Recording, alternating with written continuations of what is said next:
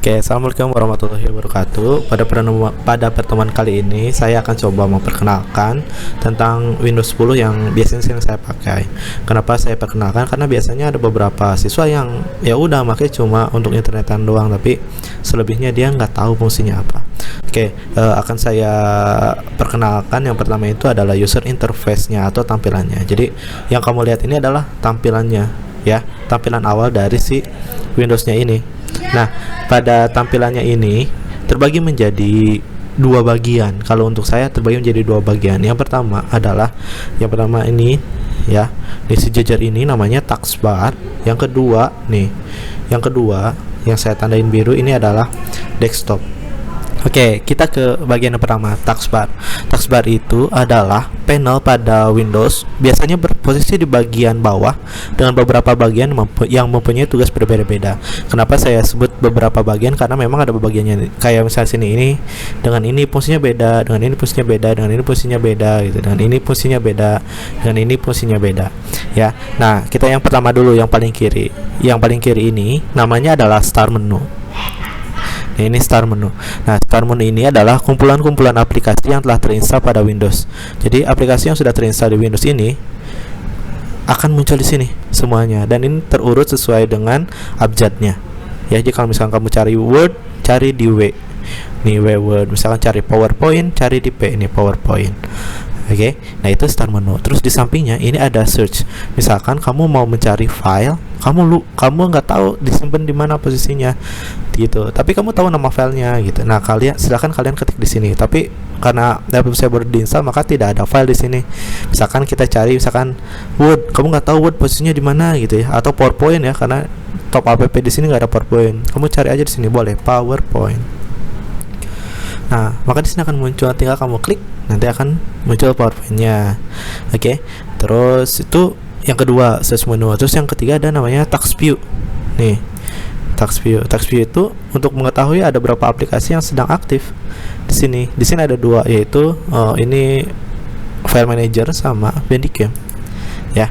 Nah, task view. Nah, ada tengah-tengahnya nih, yang putih ini namanya adalah Cortana. Cortana itu sama dengan Hi Google kalau di Android, cuma tidak saya aktifkan. Terus lebihnya di sini ada namanya Pin, ya, kayak gini, Google Chrome. Di Google Chrome ini adalah aplikasi untuk internet, gitu. Nah, si Pin ini fungsinya adalah untuk membuat semacam tanda pada taskbar agar cepat ditemukan. Biasanya pin ini banyak digunakan untuk aplikasi yang sering kita buka. Karena saya sering internetan, maka Google Chrome saya simpan di sini. Nah, caranya untuk menyimpan pin di sini akan hilang, ya. Untuk menyimpan pin di sini, kamu cukup klik terus cari. Tadi saya Google Chrome, ya. Nih, itu kalkulator. Kita cari Chrome. Nih, Chrome, klik kanan. Kalau misalnya di sini ada pin, nah ada pintu taskbar, kamu klik pintu taskbar, klik. Nah, akan muncul di bawah ini, ya. Atau bisa kamu ini tarik ke sini, geser, bisa aja. Cuma kalau ada pintu taskbar, ya udah tinggal klik pintu taskbar. Oke, itu pin. Terus yang terakhir di sini ada nih, yang sekelompok ini namanya adalah notification area. Notification area ini menampilkan program yang berjalan pada background dan informasi lainnya seperti waktu. Nih ada waktu, terus ada tanggal, terus ada notifikasi. Ini notifikasi, ya, notifikasi. Nih misalnya di sini baru tadi masuk jack audio gitu, headset gitu kan. Nah, terus apalagi yang ada di sini, biasanya ada status internet. Nah, volume, nih status internetnya saya connect kemana, gitu kan. Nah, terus volume, terus baterai biasanya, dan selebihnya ada di sini. Di sini saya ada antivirus, touchpad, Bluetooth dan semacamnya, dan semuanya, ya. Nah, ini taskbar. Oke, selanjutnya kita ke desktop. Nah, desktop ini adalah istilah tampilan layar utama pada sistem operasi Windows. biasanya menyimpan beberapa shortcut aplikasi. Nih, ini kayak Bandicam, Droidcam, ini aplikasi Goom Player, Epson, Scan, Microsoft Edge, Nitro. Ini aplikasi yang dijadikan shortcut supaya kita mudah mencarinya. Nah, di sini juga ada dokumen agar mudah diakses. Nah, akan tetapi menyimpan terlalu banyak dokumen di desktop ini nggak bagus karena akan menurunkan kinerja komputernya. Oke, yang pertama yang saya jelaskan adalah icon. Nih, ini icon-iconnya. Ini icon dari shortcutnya. Nah, gimana caranya kalau misalkan kita mau bikin shortcut di sini? Caranya ya kamu tinggal cari misalkan Word karena nggak ada di sana, misalkan Word. Nah, Word ini kita ada nggak ya di klik kanan? Nah, karena di klik kanan nggak ada, kamu langsung aja geser ke sini. Ya, tar dulu. Oh, nggak bisa di search, berarti cari sini. Nih Word, nih dari sini geser ke sini. Terus lepas. Nih ada Word. Nah, ini menjadikan shortcut. Jadi kamu nggak usah nyari lagi di sini. Ya, jadi cukup kamu drag ke sini, double klik di sini. Oke, jadi udah ketemu Word-nya. Nah, ini icon, ini yang disebut dengan icon. Terus yang kedua, kita coba buka properties desktop. Nah, properties itu tinggal kita klik kanan aja ya. Klik kanan itu berarti yang jari tengah. Oke. Nah, yang pertama ada view. View ini berfungsi untuk mengatur tampilan icon pada desktop. Misalkan iconnya terlalu kecil, kamu bisa rubah jadi large, jadi besar kan. Nah, medium, coba medium. Oh, mengecil ya, small, kecil. Kalau saya lebih enak small gitu ya. Terus di bawahnya ada, saya hilangin auto arrange dulu ya, semuanya saya hilangin dulu, biar enak. Nah, yang selanjutnya ada show desktop icon. Nah, si show desktop icon ini berfungsi untuk memunculkan icon yang ada di desktop. Kalau misalkan terlalu ramai, kita bisa hilangkan si icon yang ada di desktopnya. Kalau memunculkan, ininya harus dicentang ya. Klik kanan, view, terus show desktop icon, klik. Nah, icon-icon yang ada di desktop akan muncul. Terus selanjutnya ada yang namanya align icon to grid. Jadi ini supaya rapi sejajar, misalkan kayak gini nih. Ini tuh akan tidak rapih tuh. Jadi bisa berantakan gimana aja gitu ya. Nah, supaya rapi sejajar itu kayak orang lagi berbaris, kamu klik align icon to grid. Jadi dia akan sejajar tuh. Jadi nggak bisa di tengah-tengah sini. Tuh, ya. Tuh, gitu. Nah, ini berantakan misalkan mau rapih, pakai auto arrange. Jadi ini udah otomatis dirapihkan.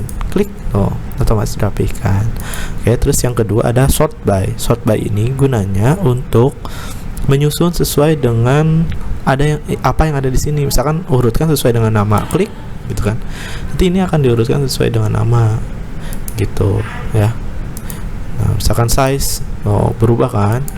Nah, terus dan cobalah pokoknya. Nah, ini item, terus ini date yang terakhir gitu.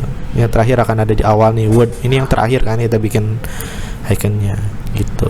Oke, saya balikin iconnya ya. Nah, terus yang selanjutnya ada refresh.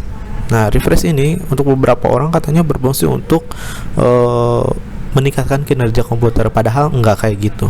Refresh itu sebenarnya adalah untuk berfungsi untuk menampilkan kembali perubahan yang terhambat. Misalkan kalau kita copy paste, filenya misalkan tidak muncul, maka lakukan refresh. Nah, selain itu, refresh juga berfungsi untuk menyelaraskan tampilan desktop. Jadi supaya rapi, bisa ininya di refresh. Takutnya jadi acak-acakan itu, terus kita refresh nanti akan kembali rapi. Oke. Nah, terus selanjutnya ada di sini new. Ini nggak usah ya. Di sini ada new. New ini berfungsi untuk membuat file, folder, atau shortcut gitu. Nih, misalkan kita mau bikin folder ya berarti klik kanan new folder.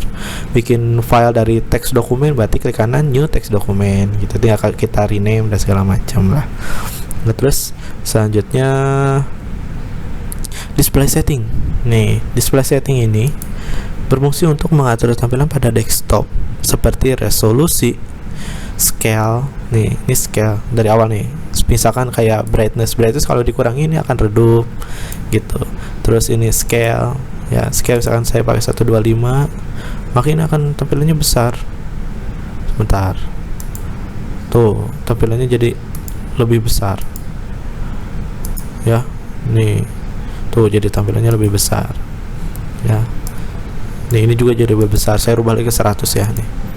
Nah kalau bisa gunakan ini yang ada tulisan recommended-nya supaya tampilannya enak dilihat mata ya. Usahakan yang ada tulisan recommended-nya. Terus di sini display orientation, misalkan kamu punya TV-nya ngegantung supaya terbalik, bisa nggak? Bisa nih, tuh kan ini jadi terbalik, jadi TV-nya bisa dibaut dari bagian atas gitu kan ya, jadi terlihat gitu. Oke, terus selanjutnya yang terakhir ada namanya personalize. Personalize ini biasanya digunakan untuk mempercantik tampilan kita ya, untuk mengubah tampilan desktop kita. Misalkan wallpaper di belakang ini mau saya rubah gitu. Nah di sini misalkan saya mau ganti ini jadi solid color. Misalkan solid color itu kan warna tuh, jadi hanya warna aja, misalkan ungu gitu. Terus mau berubah jadi ungu gitu ya. Aduh. Nah misalkan kamu mau pakai pictures, nah klik picturesnya, terus pilih gambarnya ya.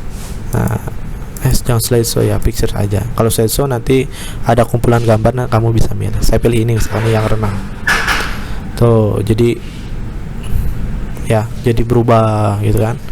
Terus misalkan just a fit-nya misalkan fit, no dia ukurannya sebenarnya kayak gini. Terus stretch, nah stretch dia memaksakan untuk full screen ya. Atau tile tuh jadi nanti kotak-kotak tuh ya. Silakan cobain satu-satu. Saya pakainya fit aja ya. Fill. Oke, jadi biar terisi semuanya. Oke, itu aja yang mau saya sampaikan pertemuan kali ini. Terima kasih. Assalamualaikum warahmatullahi wabarakatuh.